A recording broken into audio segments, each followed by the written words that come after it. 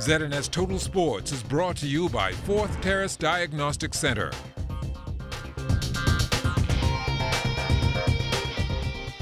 Welcome to sports, everybody. The final of the Hugh Campbell basketball tournament on court last night at the Kendall Isaacs Gym.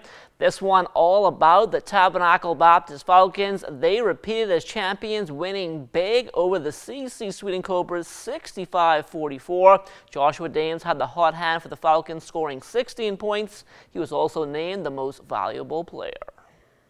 My coach, he gave me one simple game plan. It's a team effort. I do my job as a sixth man on the team. I come, I shoot the ball, I play good defense, so it's always a team effort, and I just had the hot on tonight. So I might be the MVP tonight, but the whole team is the MVP in one eye.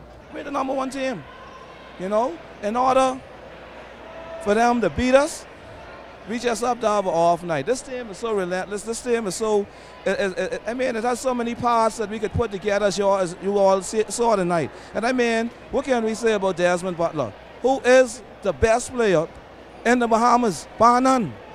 He makes the team go. You understand where I'm coming from? Plenty people doubted us. Plenty people say we're soft. We play like Americans. We shoot jump shot. We don't drive the ball much.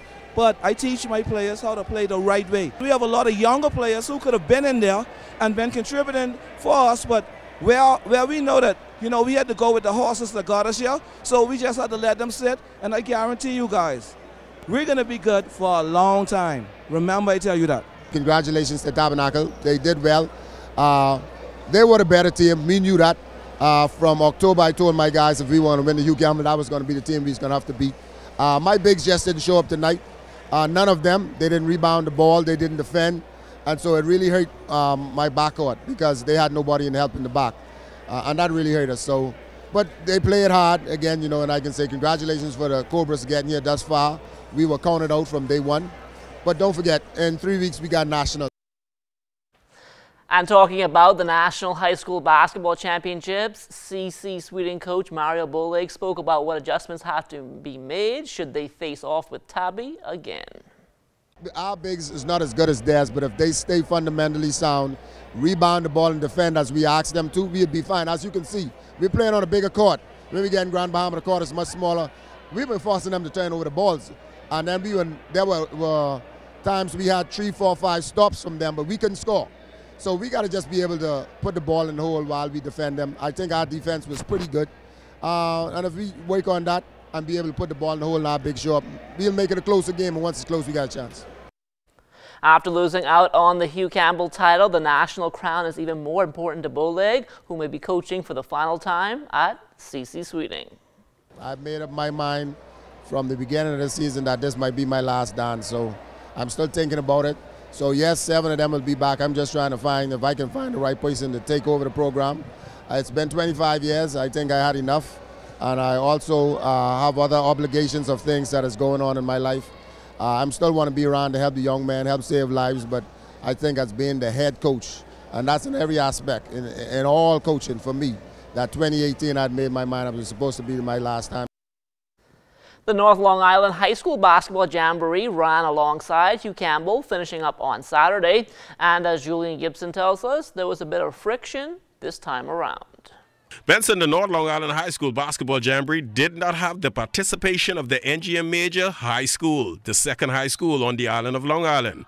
For Chester Fox, a leading citizen, he believes the island is too small for divisions. I'm going to get persecuted for it, but to me, I think that's really poor, because in all things, we want to show that we are sports people. We as Long Island just rally together and get things done. But now that is showing that we are not rallying together now, because if we have our school, NGM, which is the neighboring school in North Long Island High, say they're not participating because of maybe 1 or 2 controversial calls, then what kind of message are we sending? You know, many times I've been involved in sports since I was a child, and I know there's lots of times that calls didn't go in my favor, but I didn't stop competing. I continue on competing, and I'll compete as long as I'm able to. Even Stephen S. Brown from San Salvador was teed off, NGM Major sitting this one out. These are kids. They need to enjoy it, especially a positive thing, a Long Island tournament. Don't let me have to fly all the way from San Salvador to represent okay, a Long Island tournament, and the two schools here in Long Island cannot represent their own tournament. I find that, that needs to be corrected. Whatever the situation is, that needs to be corrected. Now, what is so ironic, the intermediate boys still played in the tournament from NGM, but they carried the banner South Long Island High School, and they were able to win the championship game, beating San Salvador 29-24. For these guys, they've been playing through primary school, so it means a lot. We got one here. It's for the whole island. Hopefully this does not happen in the future. Reporting for ZNS Total Sports, I'm Julian Gibson. From the pro basketball ranks, Jonquil Jones and Jiangxi moving on to the Chinese Basketball League Finals last night with a 3-game sweep of Guangdong in the clincher. Jonquil leading the way once again. Another monster double-double, a game-high 31 points to go along with 14 rebounds. Up next in the championship now will be Beijing. That series starts next Saturday, March the 10th. On to the NBA now. The Sacramento Kings back on court last night at home, losing 118-100 to the Minnesota Timberwolves, keeping them winless since the All-Star break. Buddy Hield finishing up 7 of 16 from the field and 2 of 6 from behind the three-point arc. He had 16 points, 5 rebounds, 3 assists, and a block in just under 28 minutes on court. Buddy and the Kings played the back end of a back-to-back tonight on the road in the Pacific Northwest against the Portland Trailblazers.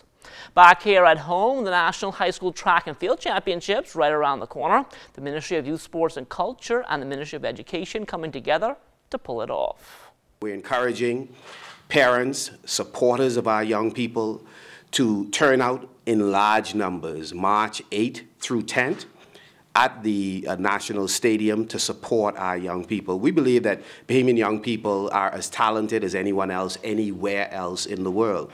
And you would have an opportunity to see that on display. This is very important for the development of student athletes in the family islands especially. This gives them an opportunity to be exposed. Many children of having not had the opportunity to run on a rubberized surface, etc., etc. And many athletes have been found through this event. This is one of the largest high school meets in the entire Caribbean. The High School Track Nationals now into its 29th year, and schools are being urged to submit their entries as soon as possible. Family Island schools are allowed up to 20 persons that will be covered by the Ministry of Youth, Sports and Culture, and so therefore there really is no excuse for us not to have full and wide participation, and that includes Grand Bahamas schools as well. There really is no need. There's really no excuse for us not to have full participation, and so we can identify those diamonds in the rough that would be able to participate in the CRIFTA trials and hopefully and ultimately the CRIFTA Games. Golden Girl and IAAF Council member Pauline Davis-Thompson trains arguably the country's top young female sprinter in Divine Parker. Coach Pauline says it becomes a little tricky when determining what all events to run at high school meets.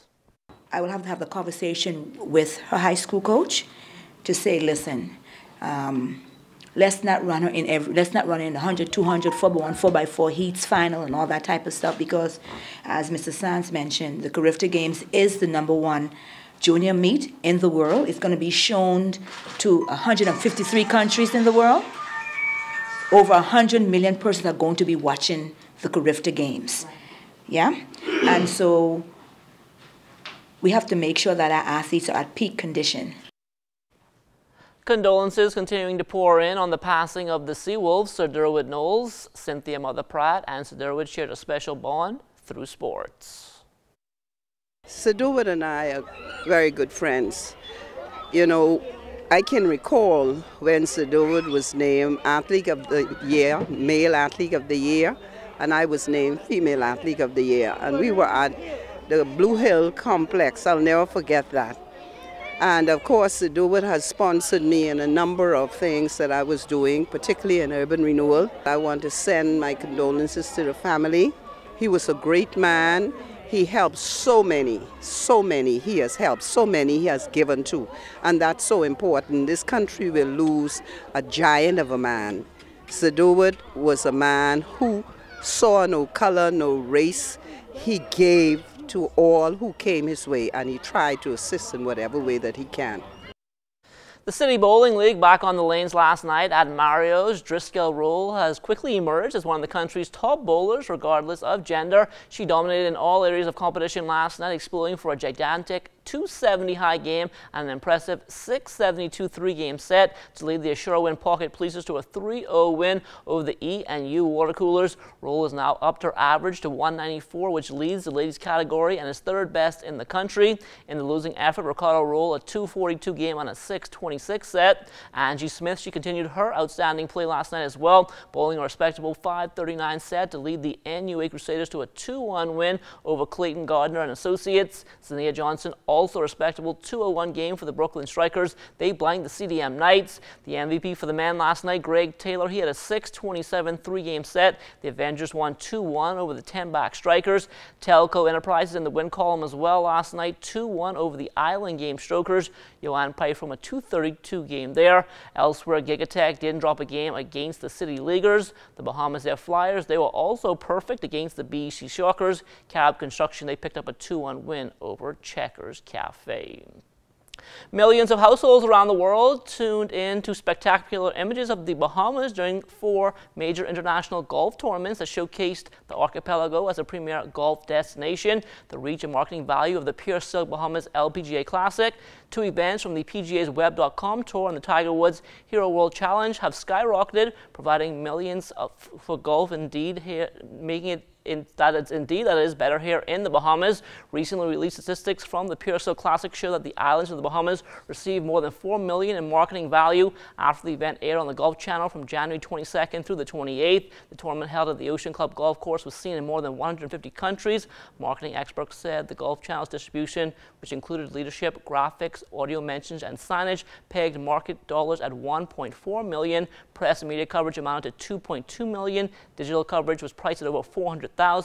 Live streaming of the event delivered 21,000 unique devices and 762,000 live minutes streamed. Round 1 of the tournament, that was the most watched LPGA opening in 9 years. Rounds 3 and 4, they had the highest viewership since 2014. Along with positive exposure, the destination also benefited from extra tourism dollars. The tournament resulted in more than 3,500 room nights that consisted of 108 players, caddies, tournament staff, international sponsors, and volunteers. Now, the PGA Web.com, they had events in Exuma and Abaco that brought in large numbers as well. Officials estimating that the 2 events resulted in market value of over $3 million. Meanwhile, the Hero World Challenge at Albany, that stroked up high numbers as well there. According to officials, the event there caused 18.5 million viewers to tune in at an average rate of 71 minutes per day. The tournament, which was broadcast on the Golf Channel and NBC, earned a 0.9 cable rating and a national rating of 1.2, up 20% from the year before, and the highest rated final round of that event since 2013. Social media also buzzing with just under 4 million impressions. The event also brought in 2,000 room nights collectively at Bahamar, Albany, and the Island House. And that will do it for sports. Stay tuned. The Bahamas Tonight comes back after the break.